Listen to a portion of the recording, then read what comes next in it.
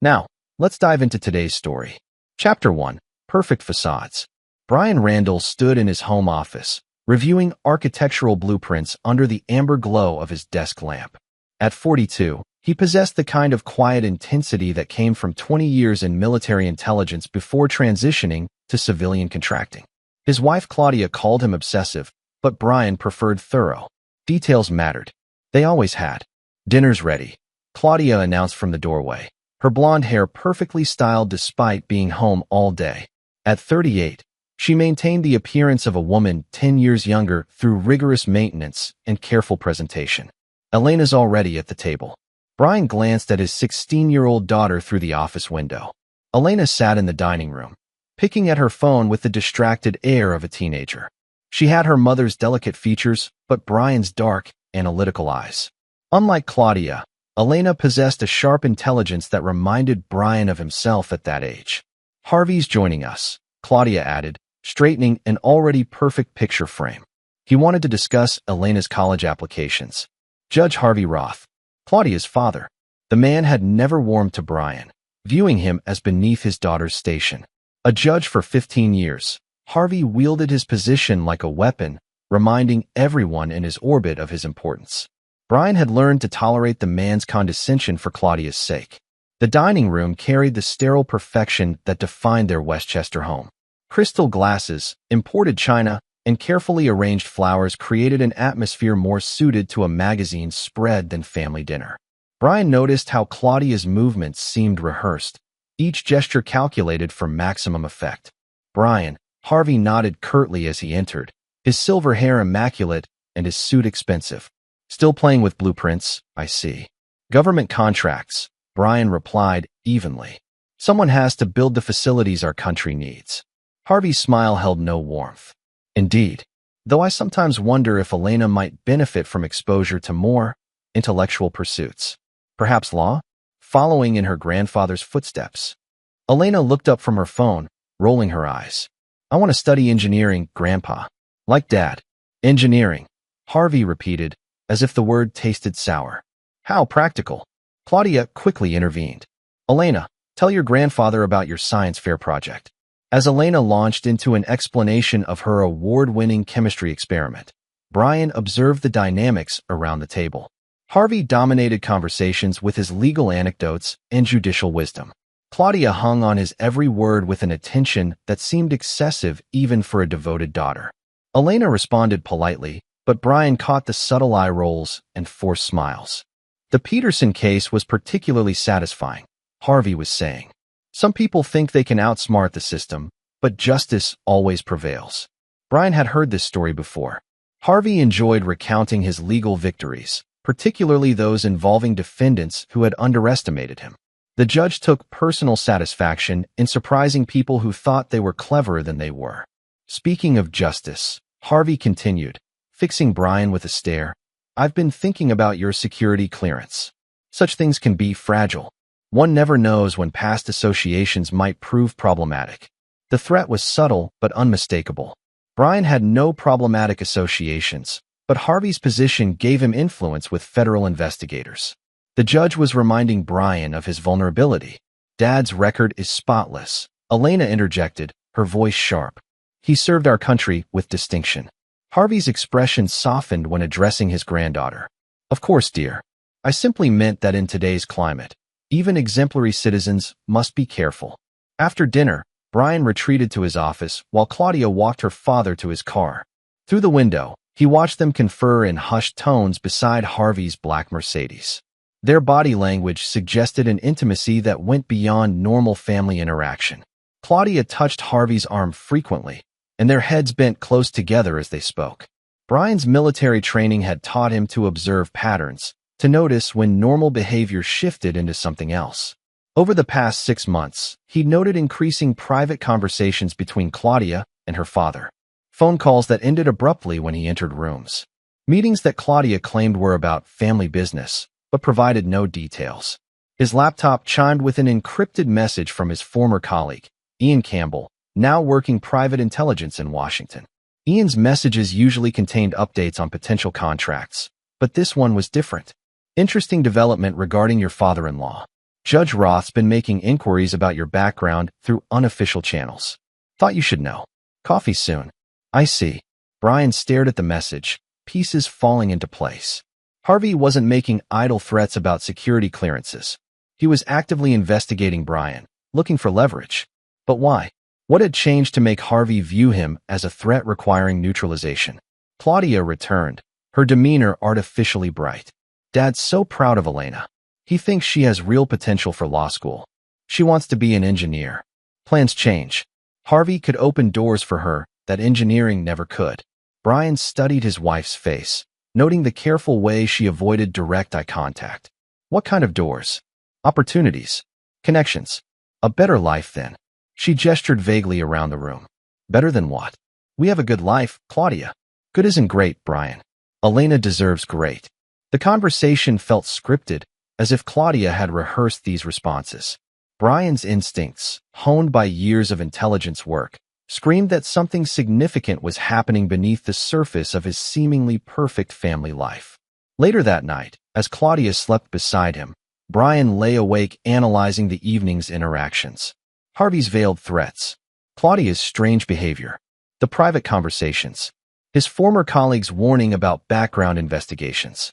In intelligence work, Brian had learned that most betrayals began with small compromises, minor deceptions that snowballed into major treachery. The key was recognizing the pattern before it became unstoppable. Brian Randall had survived 2 decades in military intelligence by being methodical, patient, and utterly ruthless when necessary. He'd learned to think several moves ahead, to anticipate his enemy's strategies before they fully formed them. Whatever Harvey and Claudia were planning, they had made one critical error. They'd underestimated him. Chapter 2. Shadows and Whispers. 3 weeks after the dinner with Harvey, Brian's suspicions crystallized into certainty. He'd been conducting discreet surveillance on his own family, using skills that felt rusty but remained sharp enough for the task at hand.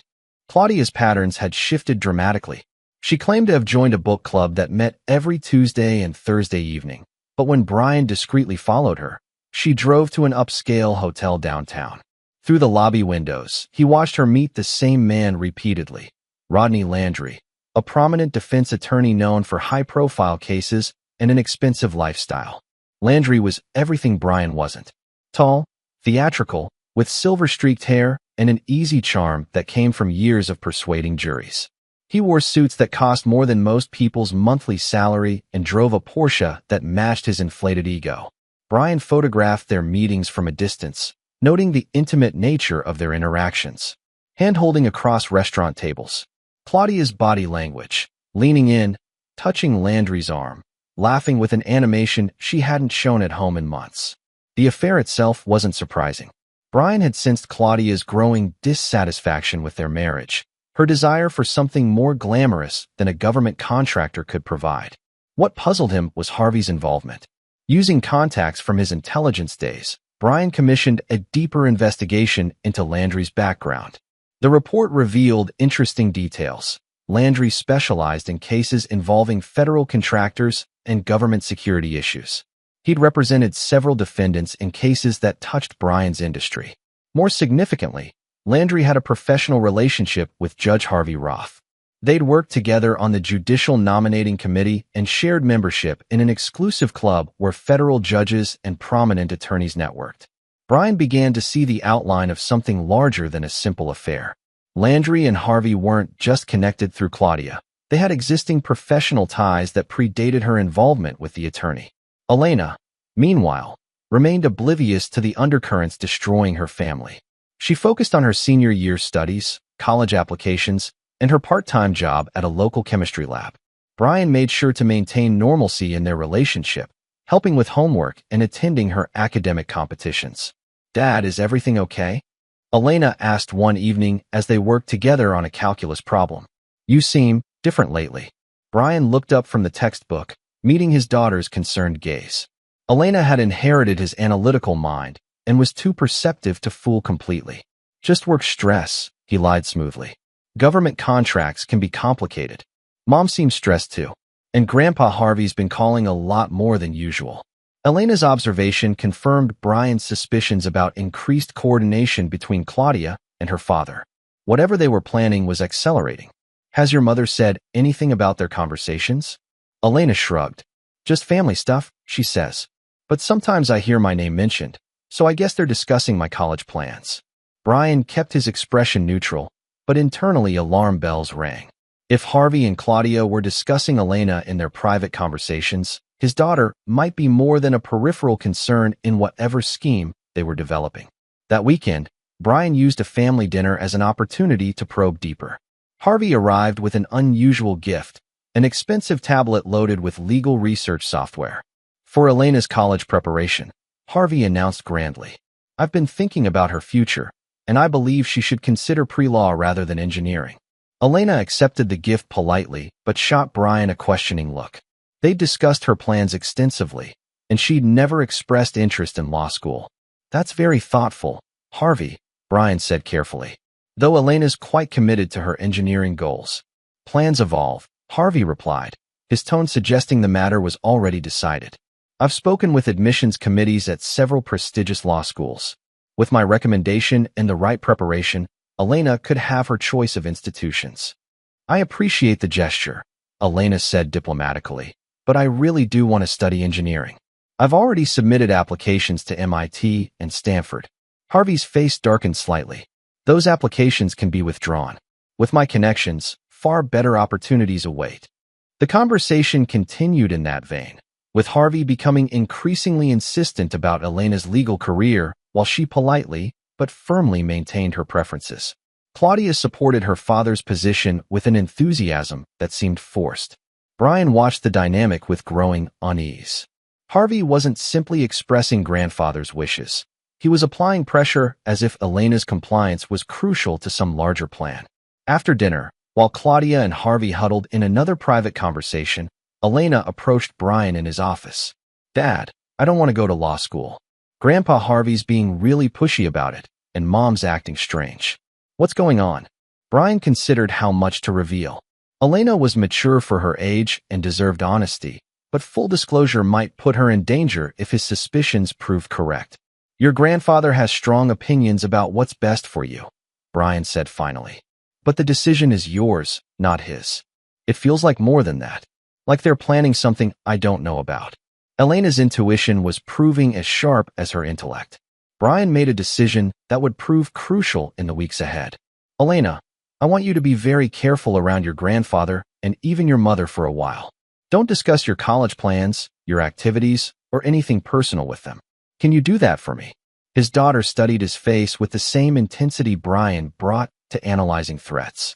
"You think something bad is happening. I think something complicated is happening. And until I understand what it is, I want you protected." Elena nodded solemnly. "Okay, Dad, I trust you." That trust would soon be tested in ways neither of them could imagine. Brian spent the following week implementing enhanced security measures around Elena.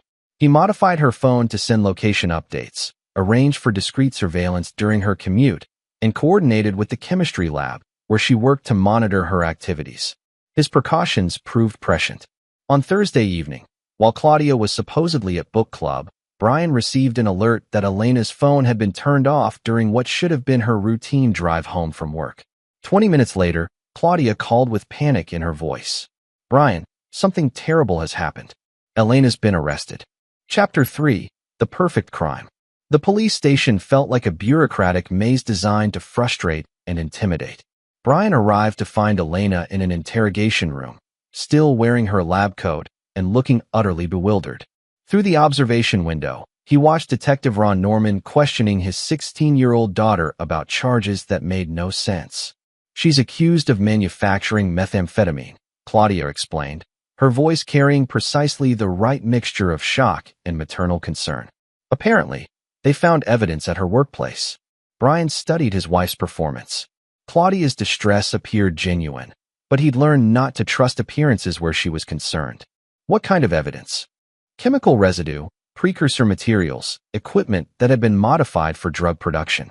The detective said Elena had been using the lab after hours to cook meth. The accusation was both sophisticated and absurd. Elena worked part-time at a legitimate research facility, cataloging chemical inventory and assisting with basic procedures.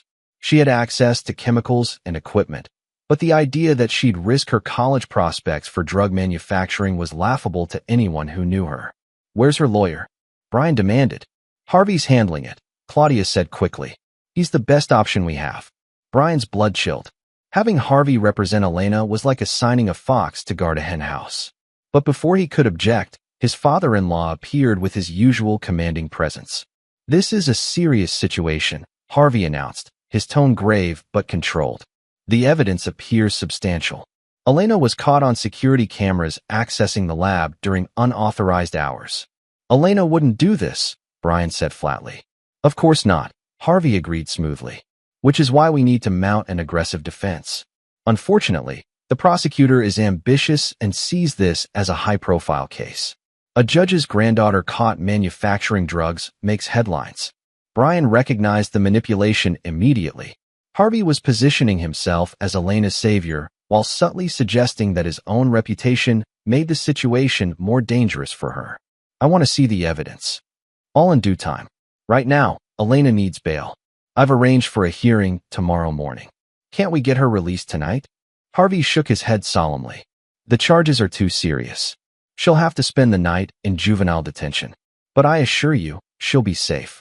That night, Brian didn't sleep.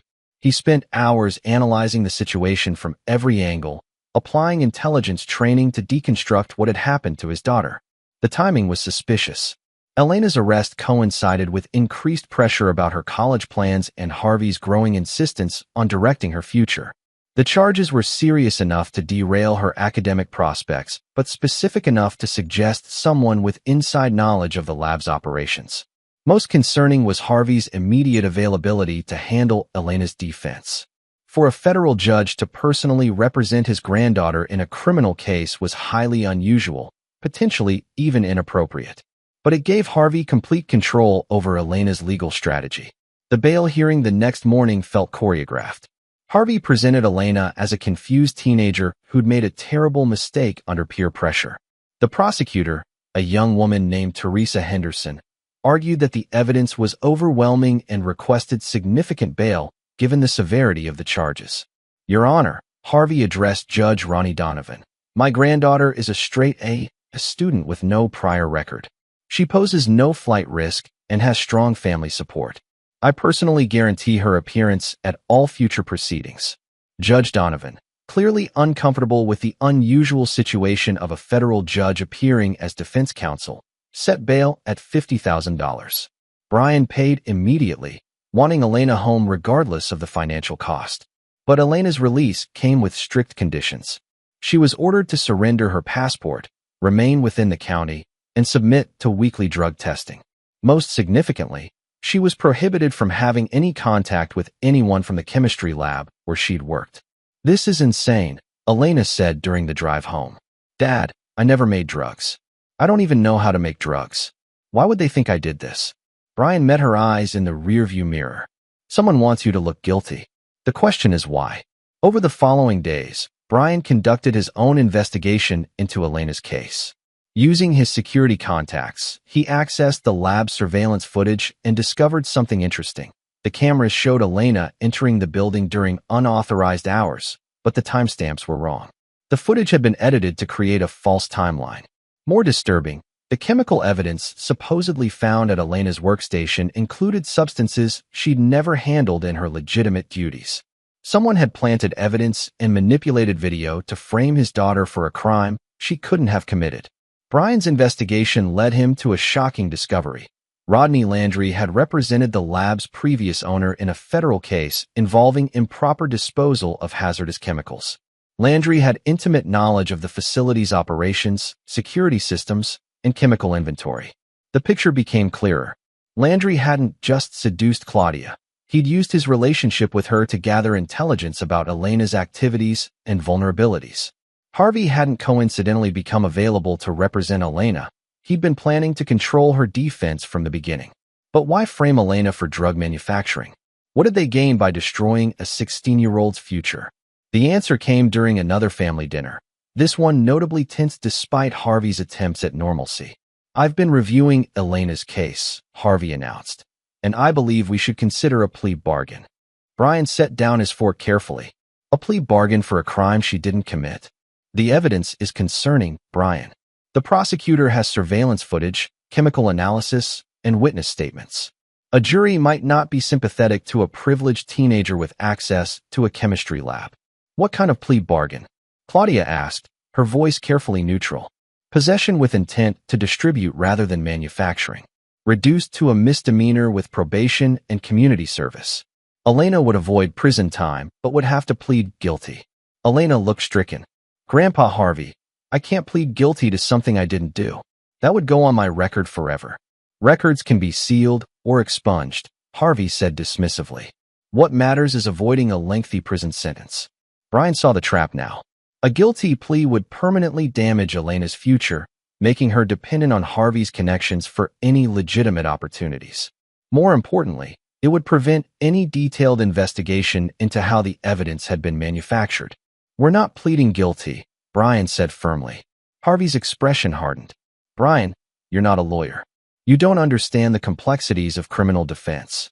I understand when my daughter's being set up. The accusation hung in the air like a live wire.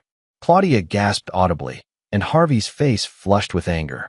That's a serious allegation, Harvey said coldly. Are you suggesting that I would frame my own granddaughter?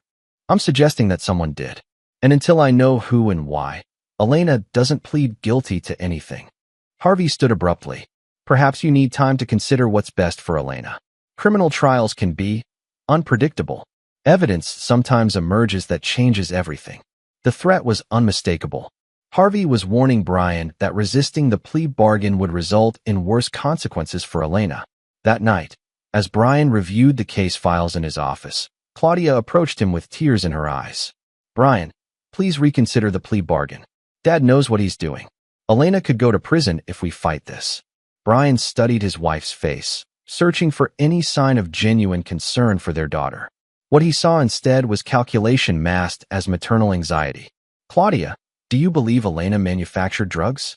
She hesitated just long enough to reveal the truth.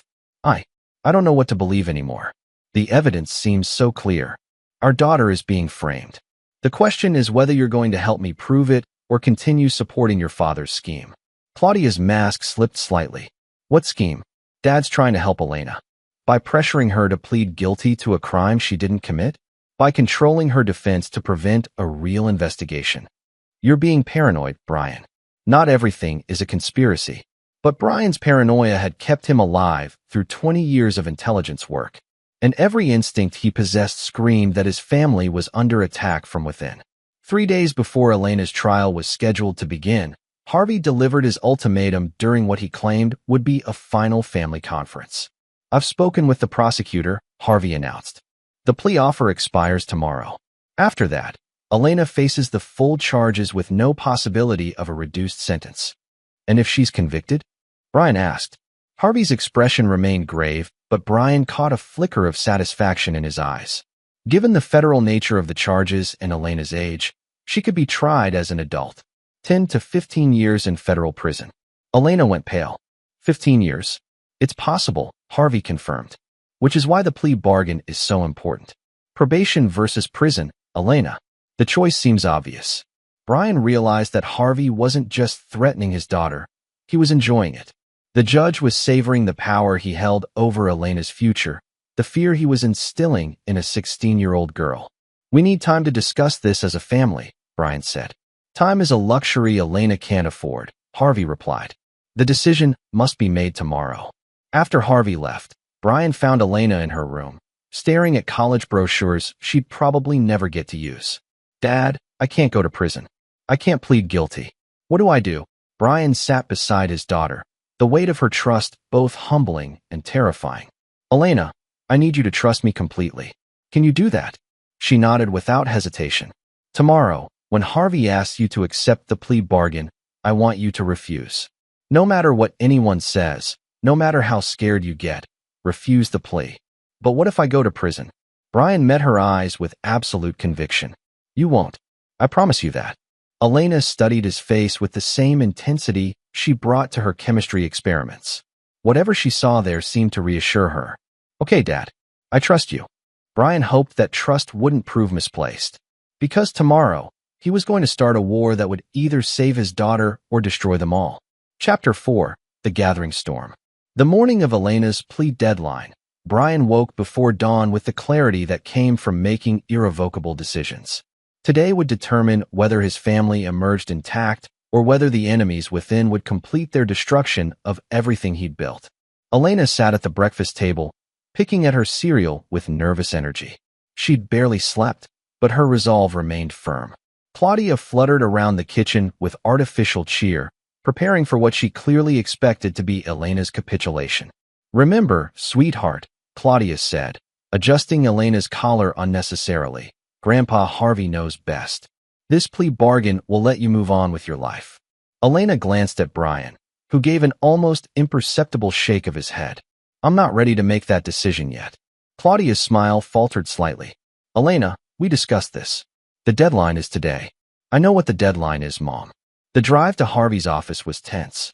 Brian used the time to review his contingency plans, ensuring he hadn't overlooked any variables. In intelligence work, successful operations required backup strategies for every possible scenario.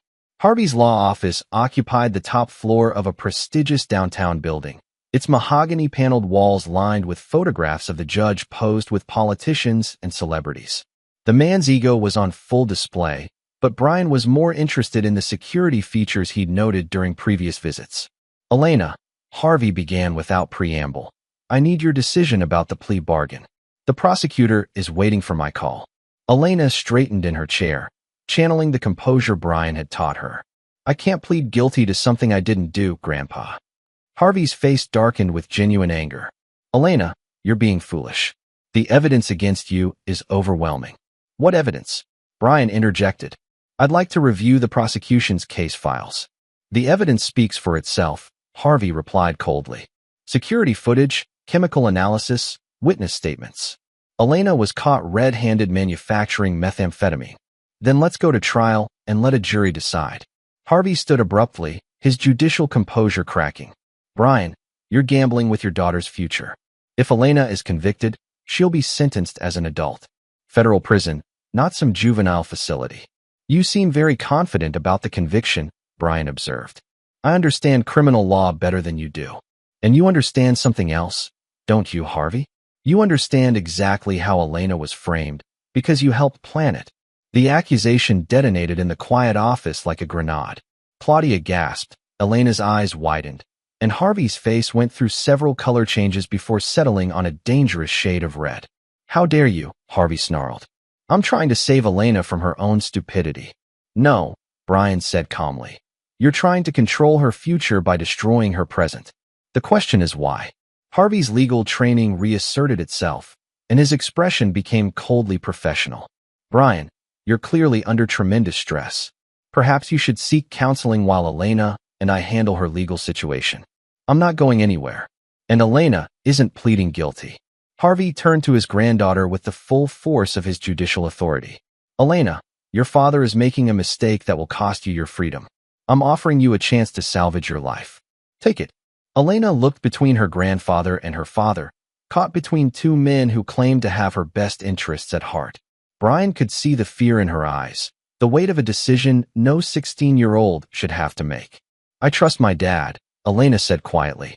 Harvey's mask finally slipped completely. "Then you're both fools. Do you think Brian's feelings matter more than the reality of federal prison? Do you think his love will protect you from what's coming?" "What's coming, Harvey?" Brian asked. "What exactly is coming that you know about in advance?"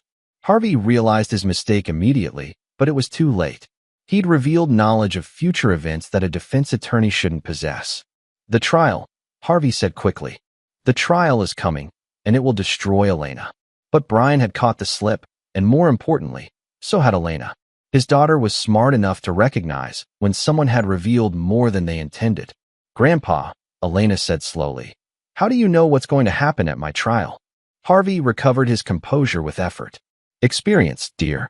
40 years in the legal system teaches you to recognize certain patterns." Brian stood, decision made. "We're leaving." "Elena, get your things." "Brian, don't do this," Claudia pleaded. "Dad's trying to help. Your father is trying to manipulate Elena into accepting a conviction for a crime she didn't commit." The question is why you're helping him. Claudia's face went pale. I'm not helping anyone do anything. I just want what's best for Elena. Then support your daughter's innocence instead of your father's scheme.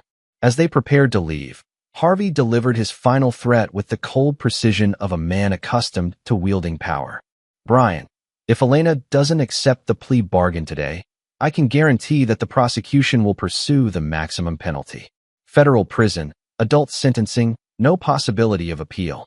Your stubborn pride will cost Elena her life. Brian paused at the door, his back to Harvey.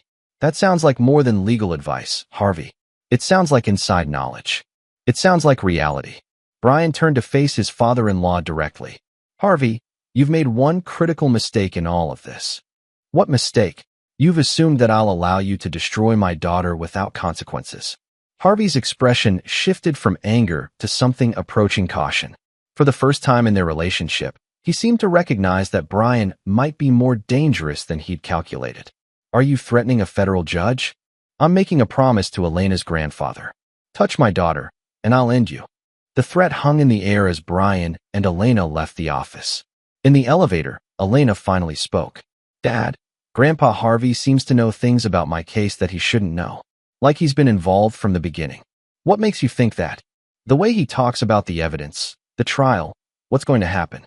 It's not like he's predicting the future based on experience. It's like he already knows because he helped plan it. Brian's pride in his daughter's analytical mind was tempered by the dangerous situation they faced. Elena had reached the same conclusions he had, which meant she understood the depth of the betrayal they were confronting. Elena, what I'm about to tell you is going to be difficult to hear. She braced herself. I'm ready. Your mother is having an affair with Rodney Landry, the defense attorney. Your grandfather has been coordinating with both of them to frame you for drug manufacturing. The goal is to force you into a position where you're completely dependent on Harvey's connections for any future opportunities. Elena absorbed this information with the same methodical approach she brought to chemistry problems. So they're not trying to help me. They're trying to control me. Exactly. But why? What do they gain by ruining my life? Brian had been wondering the same thing. The obvious answer was control, but there had to be something deeper driving such an elaborate scheme. I think, Brian said carefully, that your grandfather sees you as a threat somehow. Something about your potential, your independence, your relationship with me makes him want to neutralize you. Elena considered this. Or maybe it's not about me at all. Maybe I'm just a way to get to you. Her insight was startling in its clarity. Brian had been so focused on protecting Elena that he'd missed the possibility that she was being used as a weapon against him. What do you mean? Think about it, Dad. Grandpa Harvey has never liked you. Mom's been acting weird for months. Now suddenly I'm facing federal charges that could destroy my future and make our family completely dependent on Grandpa's help. Maybe the real target isn't me. Maybe the real target is me. Elena nodded. And maybe everything that's about to happen is designed to break you. Brian realized his daughter had identified the true scope of the conspiracy. Elena's frame-up wasn't just about controlling her future. It was about destroying Brian's ability to protect his family and resist Harvey's dominance. Elena, if you're right, then what's coming next is going to be worse than we imagined. How much worse? Brian thought about Harvey's confidence, Claudia's increasing distance, and the sophisticated nature of the evidence manufactured against Elena. This wasn't a simple family dispute. It was a coordinated attack designed to achieve total victory. Much worse. But Elena, I need you to remember something important. What? I've never lost a war. And I'm not starting with this one. Chapter 5, The Art of War. Brian's home office had transformed into a war room. Maps, photographs, financial records, and surveillance equipment covered every surface. For the past week, since refusing Harvey's plea bargain, Brian had been conducting the most important intelligence operation of his career. Elena found him there at midnight, surrounded by the tools of his former profession. She'd been unable to sleep, anxiety about her approaching trial keeping her awake despite her faith in her father's promises. Dad, what are you doing? Brian looked up from a computer screen displaying financial transactions. Learning who I'm really fighting. Elena studied the scattered documents, recognizing some names and faces from family gatherings. This looks like you're investigating our own family. I am. Sit down, Elena. There are things you need to know. Over the next hour, Brian laid out the intelligence he'd gathered. Using contacts from his military days, he'd conducted deep background investigations into everyone involved in Elena's case. Rodney Landry, Brian began, pointing to a photograph of the attorney, isn't just having an affair with your mother. He's been systematically seducing wives of government contractors for the past 5 years. Elena frowned. Why? Industrial espionage. Landry represents foreign companies trying to gain advantages in federal contracting. He uses his relationships with contractors' wives to gather intelligence about upcoming projects, security protocols, and bidding strategies. The revelation hit Elena like a physical blow. So Mom isn't special to him. She's just another target. Exactly. And Harvey isn't just a corrupt judge. He's been selling case information to interested parties for years. Trial strategies, evidence details, plea negotiations, all available for the right price. Brian showed Elena financial records indicating suspicious payments to offshore accounts connected to Harvey's name. The amounts were substantial enough to suggest systematic corruption rather than occasional ethical lapses. But why frame me? Elena asked. How does destroying my life help their scheme? Brian pulled up a different set of documents. Because I was getting close to exposing them. My security clearance gives me access to federal contracting databases. I'd been noticing patterns in bid awards that suggested information leaks. If I'd continued investigating, I would have discovered Landry's network and Harvey's involvement. So they needed to neutralize you. They needed to destroy my credibility and my family simultaneously. If you're convicted of federal drug charges, I lose my security clearance immediately. Claudia divorces me and takes half our assets. Harvey gains custody influence over you through your mother, and I'm left with nothing. Elena absorbed the scope of the conspiracy against them. It's not just about money. It's about power and revenge. Harvey has always resented me for marrying Claudia. In his mind, she deserved better than a government contractor. This scheme lets him destroy me while positioning himself as the family's savior. Elena stood and paced around the room, processing information with the methodical approach Brian had taught her. Dad, if you know all this, why haven't you gone to the authorities? Because Harvey is the authorities. He has connections throughout the federal judiciary, and the evidence I've gathered isn't legally admissible because of how I obtained it. So we're fighting a war where the enemy controls the battlefield and the rules. Brian smiled grimly at his daughter's tactical assessment. Exactly, which means we have to change the game entirely. How? Brian pulled out a final folder, this one containing detailed surveillance photographs and technical equipment specifications. By giving them exactly what they think they want. Over the next 2 hours, Brian outlined his strategy.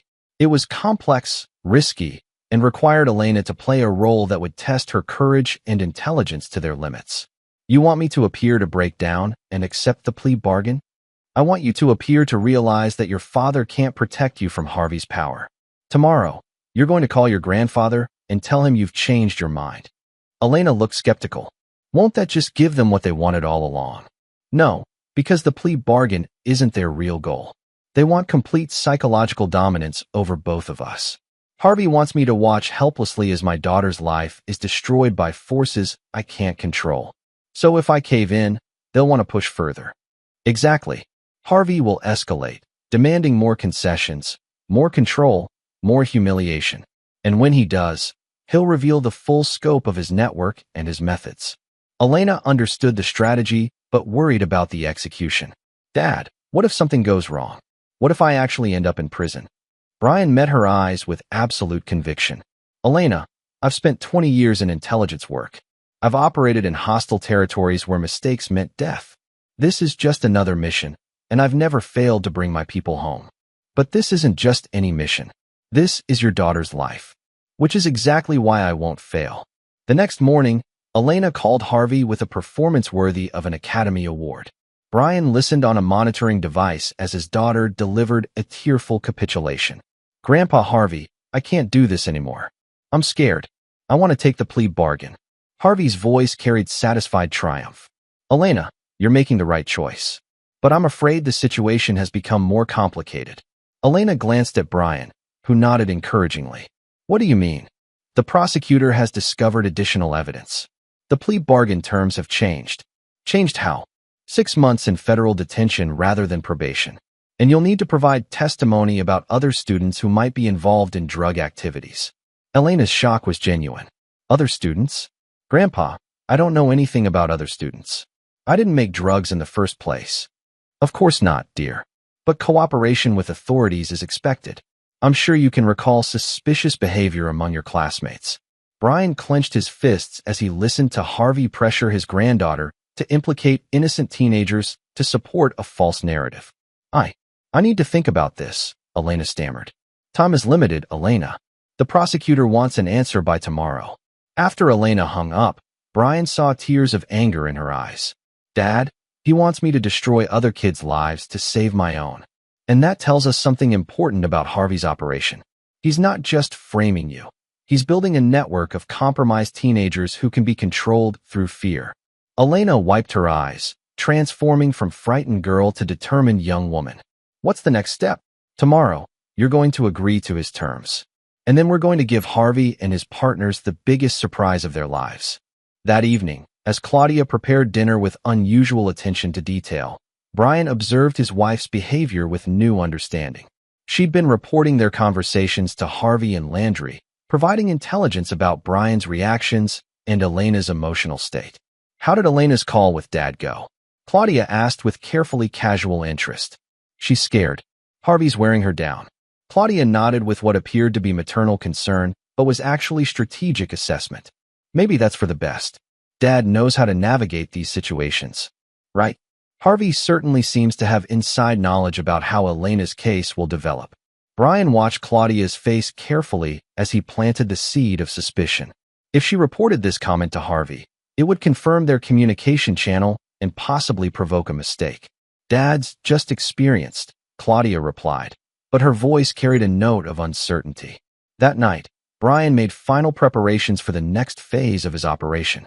Using encrypted communication with Ian Campbell and other former colleagues, he coordinated surveillance assets and technical support. Elena found him checking equipment in his office. Dad, I keep thinking about what Grandpa Harvey said about other students. How many innocent kids might be caught up in this? Probably more than we know. Harvey's been a federal judge for 15 years. If he's been running operations like this throughout his career, the damage could be extensive. Elena's expression hardened. Then we're not just fighting for my freedom. We're fighting to stop him from hurting other families. Brian felt pride surge through him as he watched his daughter transform from victim to warrior. Elena, tomorrow is going to test everything you've learned about courage and intelligence. Are you ready? I'm ready, Dad. Let's destroy them. Chapter 6. The Perfect Trap. The federal courthouse buzzed with morning activity as Brian and Elena arrived for what Harvey believed would be his granddaughter's complete capitulation. Brian had spent the previous night making final preparations, ensuring every recording device, surveillance asset, and communication channel was operational. Elena wore a conservative dress that made her look younger and more vulnerable, an image calculated to encourage Harvey's overconfidence. She'd practiced her role extensively, learning to project defeat while maintaining internal strength. Harvey waited in a conference room adjacent to the prosecutor's office, his demeanor radiating satisfaction. Claudia sat beside him, her anxiety now clearly visible despite attempts to appear supportive. Elena, Harvey began with false grandfatherly warmth. I'm proud of you for making the right decision. 6 months in federal detention isn't pleasant, but it's far better than the alternative. Grandpa, about testifying against other students. I don't know anything about drug activities at school. Harvey's expression became coldly instructional. Elena, cooperation with law enforcement requires flexibility. Sometimes we must recall details that initially seemed unimportant. Brian watched his daughter process the judge's instruction to fabricate evidence against innocent teenagers. Elena's training held. She appeared cowed while internally cataloging Harvey's criminal demands. I understand, Elena said quietly. Excellent. Now, there's one additional matter we need to discuss. Harvey produced a legal document that Brian recognized as a financial power of attorney. The implications were staggering. Harvey was positioning himself to control not just Elena's legal situation, but her financial future as well. This document ensures that your legal fees and related expenses are properly managed during your detention period. Your grandfather will oversee all financial decisions affecting your case. Elena looked at the document with apparent confusion. What financial decisions? Appeals, if necessary. Expert witnesses. Potential civil litigation. These matters require experienced judgment. Brian realized that Harvey wasn't content with destroying Elena's criminal future. He intended to claim legal control over any assets Elena might inherit or earn. The financial power of attorney would give Harvey permanent leverage over his granddaughter's life. Elena, you need to sign this document before we meet with the prosecutor, Harvey insisted. Elena glanced at Brian, who gave a subtle signal. This was the moment they'd prepared for. Harvey's demand for complete legal control revealed the true scope of his scheme. Grandpa, I don't understand why I need to sign this. Can't Mom and Dad handle my financial issues? Harvey's mask slipped slightly. Your parents have demonstrated poor judgment in this matter. Elena, you need experienced guidance to navigate these complex legal issues. But if I'm only going to detention for 6 months, why do you need control over my money? Harvey's frustration became visible. Elena, sign the document. We don't have time for extended discussions. The pressure confirmed what Brian had suspected. Harvey needed Elena's complete legal capitulation to protect his own exposure. If Elena maintained any independence, she might eventually discover evidence of Harvey's involvement in framing her. Elena picked up the pen with apparent resignation, then paused. Grandpa, can I ask you something? What? How did you know I'd be at the lab during those specific times when the security cameras caught me? The question detonated like a precision explosive.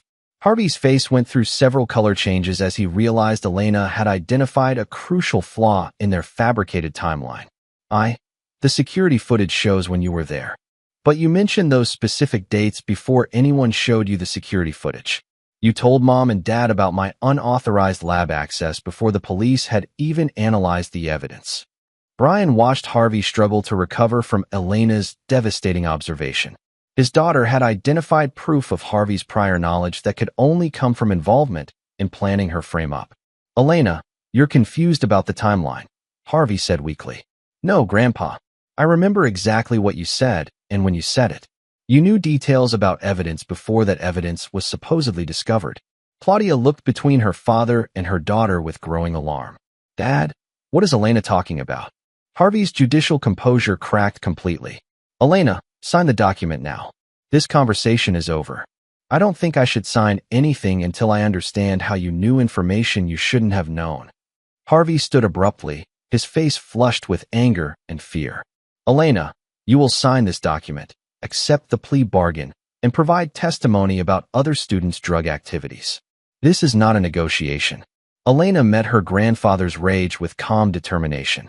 No, Grandpa, I won't sign anything, and I won't lie about other students. Then you'll go to federal prison for 15 years, Harvey snarled, abandoning all pretense of concern for his granddaughter. Maybe, but at least I'll go with my integrity intact. Brian had never been prouder of another human being. Elena had faced down a corrupt federal judge with courage that would have impressed seasoned intelligence operatives. Harvey turned his fury on Brian. This is your doing. You've poisoned Elena against her own family. I've taught Elena to recognize when she's being manipulated by people who claim to love her. You think you're clever, Brian? You think you can outmaneuver the federal justice system? I think you've made mistakes that are about to cost you everything. Harvey's eyes narrowed dangerously. What mistakes? Brian smiled with cold satisfaction. The mistake of underestimating your enemy. The mistake of assuming your position makes you untouchable. And the mistake of threatening my daughter. Are you threatening me again? No, Harvey. I'm explaining why you've already lost. As if on cue, Brian's phone buzzed with a text message from Ian Campbell. Package delivered. Harvey noticed Brian checking his phone and grew visibly nervous. What package? The package containing evidence of your criminal conspiracy to frame Elena, your years of corruption on the federal bench, and your coordination with Rodney Landry's industrial espionage network. Harvey went pale. You're bluffing. Ask Rodney. He should be receiving a similar package right about now. Claudia finally spoke, her voice small and frightened. Brian, what's happening? Justice, Claudia. Something your father hasn't seen in years. Harvey pulled out his phone with shaking hands, presumably to contact Landry. Whatever response he received made his face go ashen. You can't prove anything, Harvey said desperately. I can prove everything. Financial records, communication intercepts, surveillance footage, testimony from other victims of your schemes. 20 years of intelligence work taught me to be very thorough. Elena watched her grandfather's collapse with a mixture of satisfaction and sadness. "Grandpa, why did you do this to me?" Harvey looked at his granddaughter with something approaching genuine emotion for the first time in months. "Elena, you have to understand, your father was getting too close to things that could destroy important people. This was never supposed to hurt you. But it did hurt me. You were willing to send me to prison to protect yourself." Harvey had no answer for that accusation. Brian stood, decision made. "Elena, we're leaving." "Harvey, you have 24 hours to withdraw all charges against my daughter before the evidence of your crimes becomes public." "I can't just make federal charges disappear," Harvey protested. "You made them appear," Elena said quietly. "You can make them disappear." As they prepared to leave, Harvey made one final desperate attempt at leverage. "Brian, if you expose me, you'll destroy Claudia too. She's innocent in all this." Brian looked at his wife, seeing her clearly for the first time in months. "Claudia's been reporting our private conversations to you and Landry for weeks. She's not innocent. She's complicit." Claudia's face crumpled as her betrayal was exposed. "Brian, I thought I was protecting Elena. You thought you were protecting yourself. There's a difference." Brian and Elena left the courthouse with their heads high, knowing that tomorrow would bring either complete victory or total war. Either way, they would face it together. Chapter 7. The Envelope. The appeals court hearing was scheduled for 9 a.m. on a crisp Tuesday morning that would forever change the Randall family's destiny. Brian arrived early, carrying a single manila envelope that contained the culmination of weeks of preparation and 20 years of intelligence expertise. Elena sat beside him in the gallery, her composure remarkable for a 16-year-old facing the possibility of adult federal prison. She'd grown stronger through their ordeal, transforming from a sheltered teenager into a young woman who understood that sometimes courage was the only response to betrayal. Harvey entered the courtroom with his usual commanding presence, but Brian noticed signs of strain around his eyes. The judge had spent the past week attempting to negotiate his way out of Brian's trap, but every contact with potential allies had only deepened his isolation. Claudia arrived separately, taking a seat across the aisle from Brian and Elena. She avoided eye contact with her family, her face bearing the weight of choices that had led to this moment. The three-judge appeals panel entered precisely at 9 o'clock. Judge Anthony Fields presided, flanked by Judges Agnes Bishop and Teresa Henderson. Brian had researched all three extensively, confirming their reputations for integrity and thoroughness. "We're here to review the case of Elena Randall," Judge Fields announced. "I understand there are new developments in this matter." Harvey rose with practiced confidence. "Your Honors, the defendant wishes to withdraw her appeal and accept the original plea bargain. The evidence against her remains overwhelming." Judge Fields looked surprised. "Is this correct, Ms. Randall?" Elena stood with dignity that commanded the courtroom's attention. "No, Your Honor. I'm innocent of all charges, and I believe I can prove it." Harvey's face flushed with anger. "Your Honor, the defendant is a minor who has been influenced by her father's misguided advice. The plea bargain remains in her best interest." "Your Honor," Brian interrupted, rising from his seat, "I have evidence that fundamentally changes this case." Judge Fields studied Brian carefully. "You're not an attorney, Mr. Randall. What evidence could you possibly present to this court?" Brian held up the manila envelope. "Evidence of a criminal conspiracy to frame my daughter, manipulate federal court proceedings, and obstruct justice." The courtroom fell silent. Harvey's face went pale, while Claudia covered her mouth in shock. "That's a serious allegation," Judge Fields said carefully. "What specifically are you claiming?" "I'm claiming that Judge Harvey Roth, in coordination with defense attorney Rodney Landry, manufactured evidence against my daughter as part of a broader scheme involving judicial corruption and industrial espionage." Harvey shot to his feet. "Your Honor, this is outrageous. Mr. Randall is making desperate accusations to avoid his daughter's conviction." Judge Fields raised his hand for silence. "Mr. Randall, these are extraordinary claims. Do you have evidence to support them?" Brian approached the bench and handed Judge Fields the envelope. "Everything is documented in detail, Your Honor." As Judge Fields opened the envelope, Brian began his presentation with military precision. "Your Honor, the evidence shows that Elena's arrest was orchestrated using falsified security footage, planted chemical evidence, and perjured testimony. The timing of her frame-up corresponds directly to my investigation into federal contracting irregularities that would have exposed Judge Roth's corruption. Judge Fields examined the documents with growing alarm. These are serious allegations. Judge Bishop, Judge Henderson, please review these materials as well. As the three appeals judges studied Brian's evidence, Harvey made a fatal mistake. He attempted to approach the bench to object to the documentation. Your Honor, Mr. Randall obtained this alleged evidence through illegal surveillance.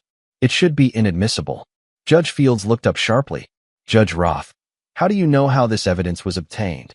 Harvey realized his error immediately. I assumed that any evidence gathered by a private citizen would be questionable. But you seem to know specifically that surveillance was involved. How would you know that unless you were familiar with Mr. Randall's investigative methods? Elena watched her grandfather struggle to recover from his slip with a mixture of sadness and satisfaction. Harvey's expertise in manipulation was failing him when he needed it most. Judge Henderson spoke for the first time.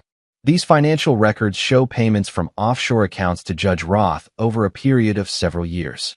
Judge Roth, do you have an explanation for these transactions? Harvey's face went through several color changes. Those records could be fabricated. Anyone with computer skills could create false financial documents. Actually, Brian interjected, those records were obtained directly from federal banking databases by investigators with proper legal authority. They're authenticated and admissible. Judge Fields continued reading, his expression growing darker. Mr. Randall, this documentation suggests a pattern of corruption involving multiple cases and defendants. Are you alleging that Judge Roth has been systematically manipulating federal court proceedings? Yes, Your Honor. And I have testimony from other victims who were coerced into false confessions to protect Judge Roth's network. At this revelation, Harvey abandoned all pretense of judicial dignity. This is a conspiracy against me. Brian Randall is a disgruntled contractor who's fabricating evidence to destroy my reputation. Judge Fields studied Harvey with the cold assessment of a jurist recognizing a colleague's fall from grace. Judge Roth, your emotional response is noted.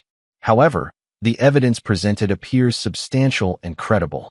Brian continued his presentation. Your Honor, the evidence also shows that Elena was specifically targeted because my security clearance gave me access to information that could expose this corruption network. Destroying Elena's future was designed to neutralize my ability to investigate further. Elena finally spoke, her voice clear and strong. Your Honor, my grandfather threatened to have me sent to adult prison for 15 years if I didn't plead guilty to crimes I didn't commit. He also demanded that I falsely testify against other students to support his fabricated case.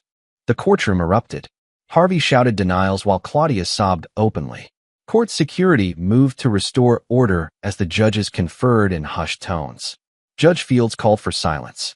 Given the extraordinary nature of these allegations and the substantial evidence presented, this court is suspending all proceedings against Elena Randall pending a full federal investigation into these matters. Harvey made one final desperate attempt. Your Honor, you can't simply accept the word of a disgruntled family member over a federal judge with 15 years of distinguished service. Judge Henderson responded with icy precision.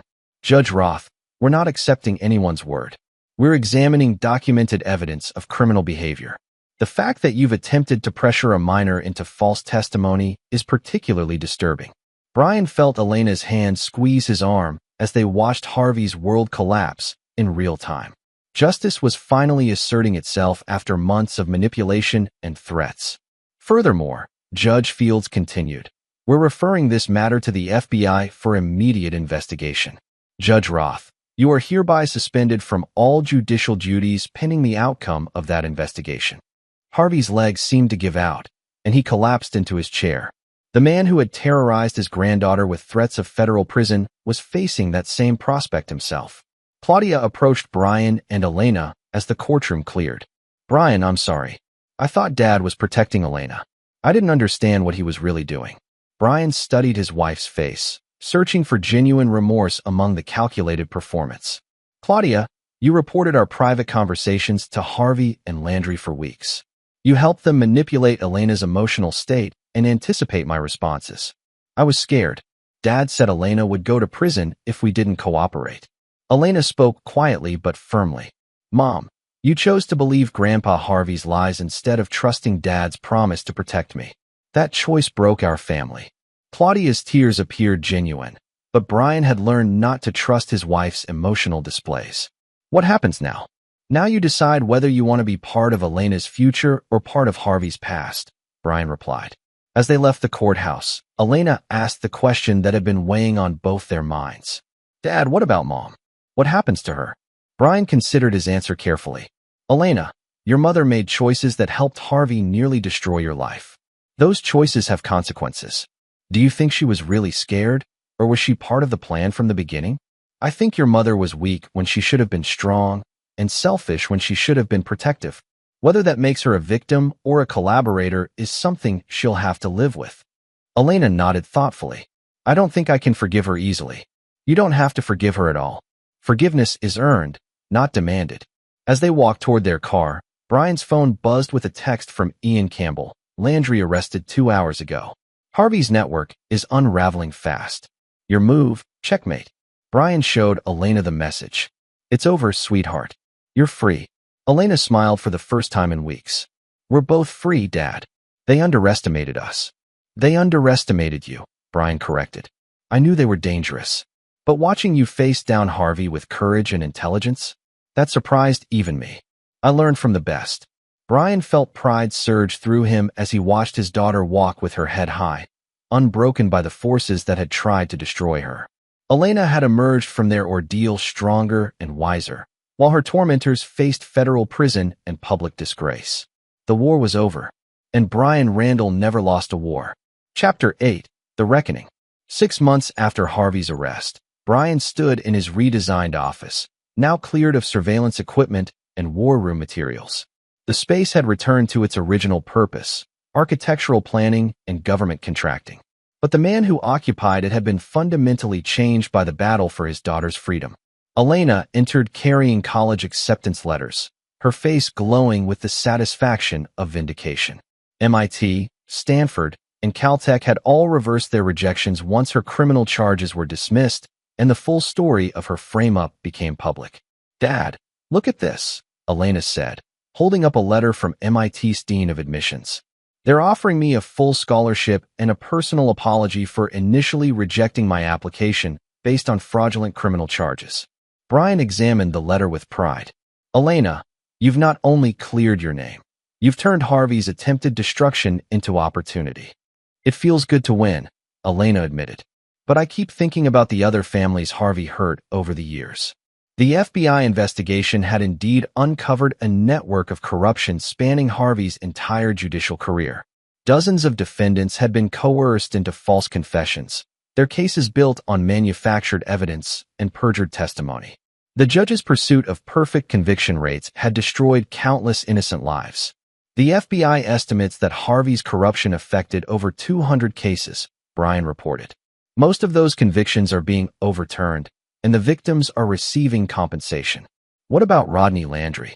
Federal prison. 25 years for industrial espionage, racketeering, and conspiracy.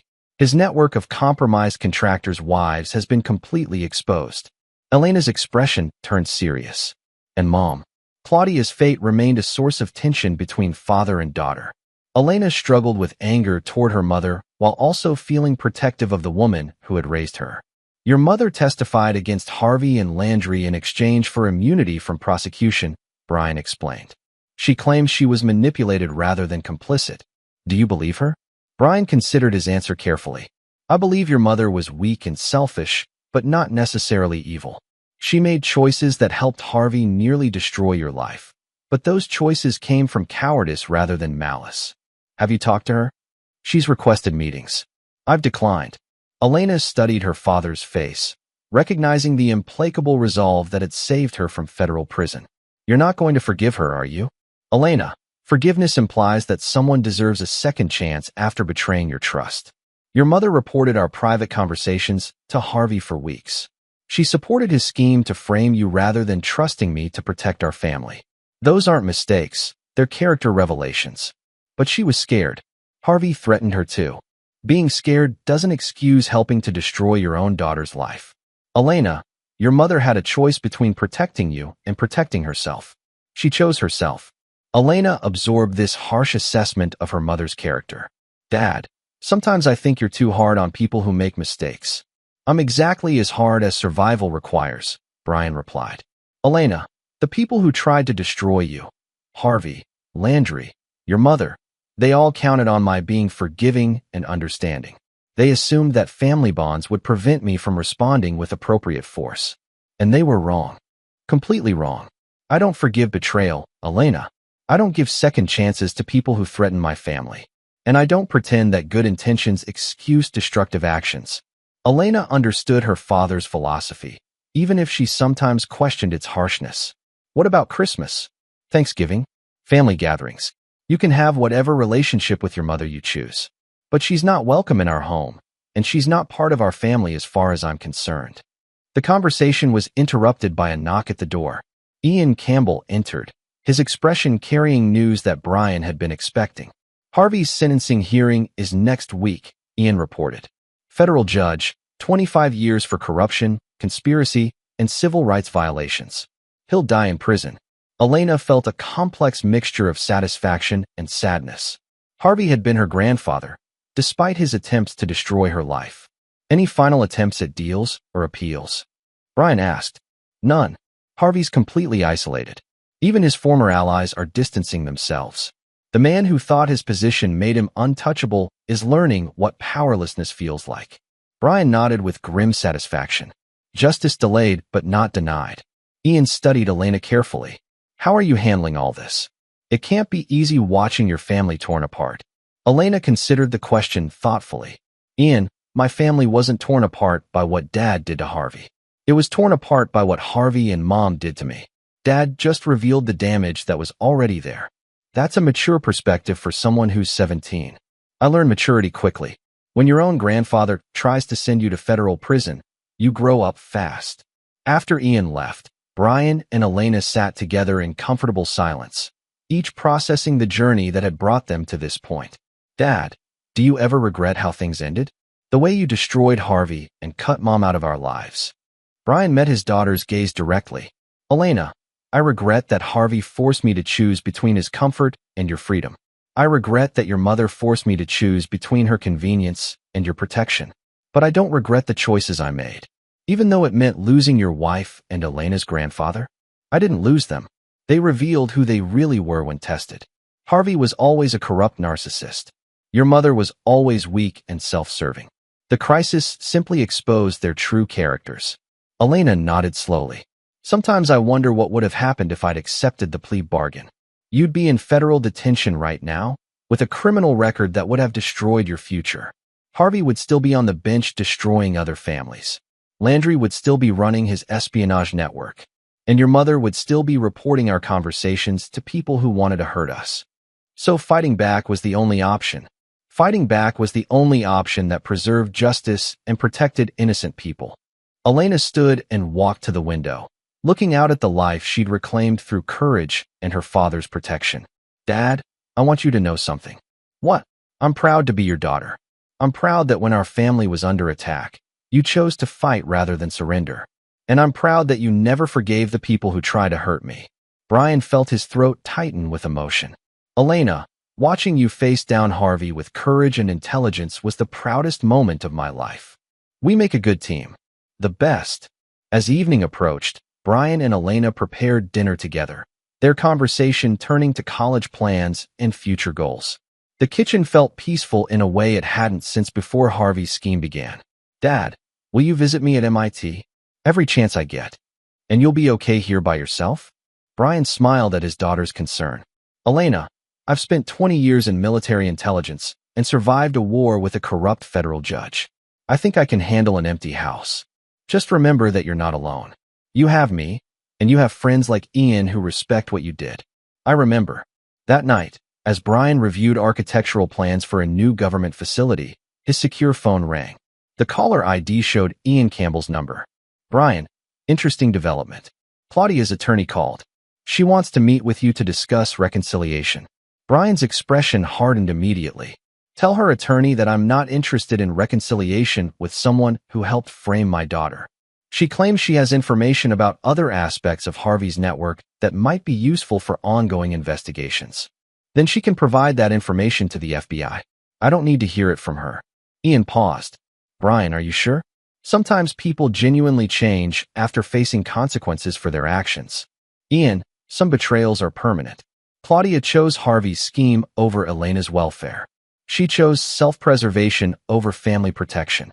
Those choices revealed her character in ways that can't be unchanged. Understood. I'll convey your decision. After ending the call, Brian reflected on the path that had brought him to this point.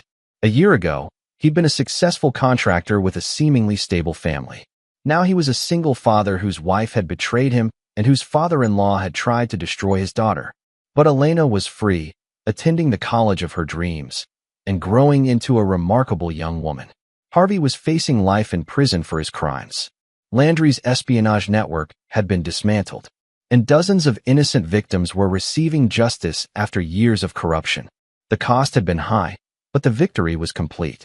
Brian Randall had never lost a war, and he'd taught his enemies the price of threatening his family. Chapter 9, Legacy of War.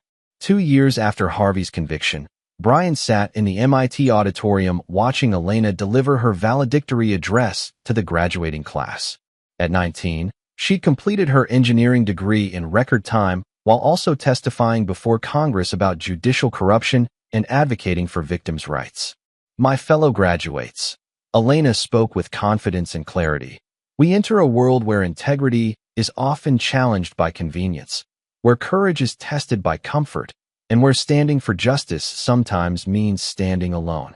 Brian felt immense pride as he watched his daughter address an audience that included federal officials, academic leaders, and families who had traveled from around the world. Elena's transformation from victimized teenager to national advocate had inspired a generation of young people facing systemic injustice. Some of you know my story, Elena continued. 2 years ago, I was facing federal prison for crimes I didn't commit, framed by people who claimed to love me but were willing to destroy my life for their own gain. The audience listened with rapt attention as Elena recounted her ordeal without self-pity or emotional manipulation. She'd learned to present facts with the same precision Brian had taught her. I survived that experience because my father taught me that integrity matters more than convenience, that courage matters more than comfort, and that protecting innocent people sometimes requires destroying guilty ones. After the ceremony, Elena was surrounded by admirers, journalists, and federal officials interested in her advocacy work. Brian watched from a distance, allowing his daughter to shine without parental interference. Ian Campbell approached, his expression carrying news that Brian had been anticipating. Harvey died in federal prison yesterday, Ian reported quietly. Heart attack, brought on by the stress of constant threats from other inmates who didn't appreciate judges who framed innocent defendants. Brian felt no satisfaction in Harvey's death, only a sense of completed justice. How did Elena take the news? She said that Harvey's death was sad but predictable. Prison isn't kind to corrupt officials who destroyed children's lives. And Claudia? Still requesting meetings with both of you. Her attorney claims she's found religion and wants to make amends. Brian's expression remained implacable. Claudia can find whatever religion she chooses. It doesn't change what she did to Elena. Elena approached them, having escaped the crowd of admirers temporarily. Dad, did Ian tell you about Grandpa Harvey? Yes. How do you feel about it? Elena considered the question with her characteristic thoughtfulness. I feel sad for the man he could have been if he'd chosen integrity over corruption. But I don't feel guilty about his death. He chose to frame innocent people, including his own granddaughter. The consequences were his responsibility, not ours. Brian admired his daughter's moral clarity. Elena had learned to separate sympathy from guilt, understanding that feeling sorry for someone's fate didn't require accepting responsibility for their choices. The FBI wants me to speak at a conference about judicial corruption next month, Elena continued. They're using our case as a model for detecting and prosecuting corrupt officials. Are you comfortable with that level of public attention? Dad, if our story helps protect other families from what we went through, then the attention is worthwhile. Ian smiled at Elena's commitment to justice. You know, there are rumors about Elena running for office someday. Senator Randall has a nice ring to it. Elena laughed. I'm focused on engineering for now. though I admit that understanding how power works and who can be trusted has become important to me. Those are useful skills for an engineer or a politician, Brian observed. As they prepared to leave campus, Elena walked between her father and Ian, discussing plans for her graduate studies and continued advocacy work. She'd chosen to remain at MIT for a PhD program while also working with federal investigators to identify other corruption networks. Elena, Ian said carefully, there's something I wanted to discuss with both of you. What is it? Your mother has been writing letters to Elena. Her attorney wants to forward them. Elena's expression hardened slightly. What kind of letters? Apologies, explanations, requests for forgiveness. Claudia claims she wants to rebuild your relationship. Brian watched his daughter process this information. Elena's relationship with her mother remained the most complex aspect of their family's reconstruction. Dad, what do you think I should do? I think you should make whatever decision feels right for you, without considering anyone else's expectations or preferences. Elena appreciated her father's refusal to influence her choice. I think I need to understand what Mom has to say, not because I'm ready to forgive her, but because I need closure. Understood. But Elena, remember that people often confuse explanations with excuses. Your mother may have reasons for her betrayal, but reasons don't eliminate consequences. I understand the difference. They drove home in comfortable silence, each reflecting on the journey that had brought them to this point. Elena had not only survived her grandfather's attempt to destroy her life, she'd transformed that experience into a platform for protecting other innocent victims. That evening, as they prepared dinner together, Elena raised a topic that had been weighing on her mind. Dad, do you ever think about dating? Building a new relationship with someone who wouldn't betray you? Brian considered the question while chopping vegetables.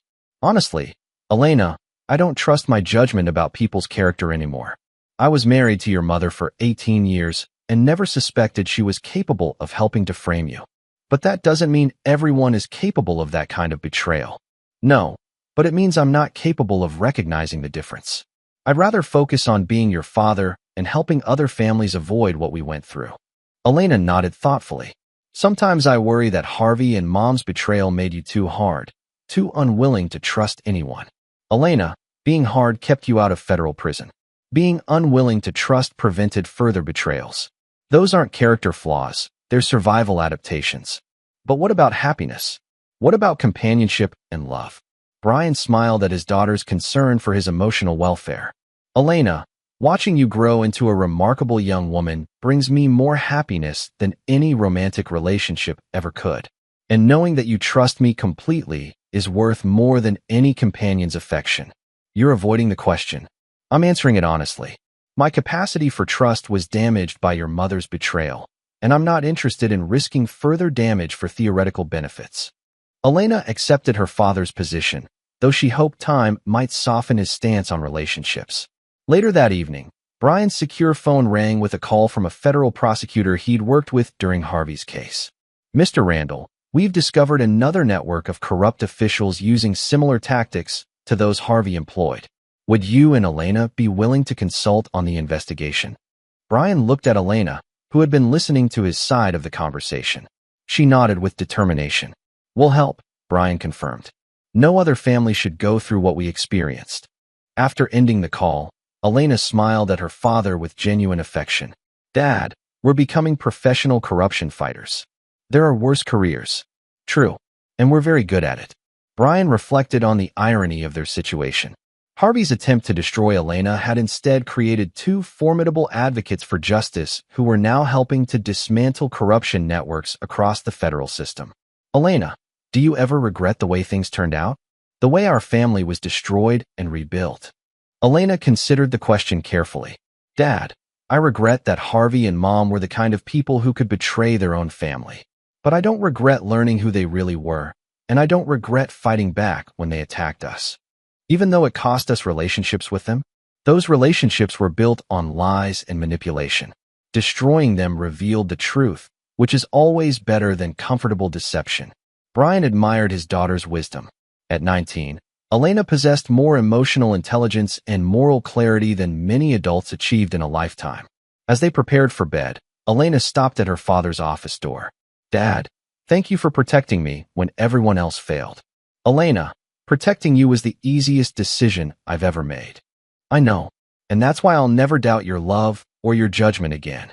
Brian watched his daughter head upstairs, feeling a profound sense of completion. They'd survived betrayal, fought for justice, and emerged stronger than they'd ever been. Harvey was dead. Landry was serving life in federal prison. Claudia was permanently exiled from their lives. And Elena was thriving as both an engineer and an advocate for victims of corruption. The war was over. Justice had prevailed, and Brian Randall had kept his promise to bring his daughter home safely. In his office that night, Brian wrote a letter to be sealed and given to Elena on her wedding day, whenever that might occur. Elena, by the time you read this, you'll be starting a new chapter in your life with someone who loves and respects you. Remember that trust is earned through consistency, not promised through words. Choose a partner who would fight for you the way I fought for you, who would sacrifice for you the way I sacrificed for you, and who would never ask you to compromise your integrity for their convenience. You survived the worst betrayal imaginable and emerged stronger. You deserve a love that honors that strength. Your father, Brian. Brian sealed the letter and locked it away, confident that Elena would choose wisely when the time came. She'd learned too much about betrayal to accept anything less than absolute loyalty. The next morning brought news that another corrupt federal judge had been arrested based on evidence Elena had helped uncover. Justice was spreading, one corrupt official at a time. Brian Randall had never lost a war. And this war, the war for his daughter's future and the integrity of the justice system, would be his greatest victory.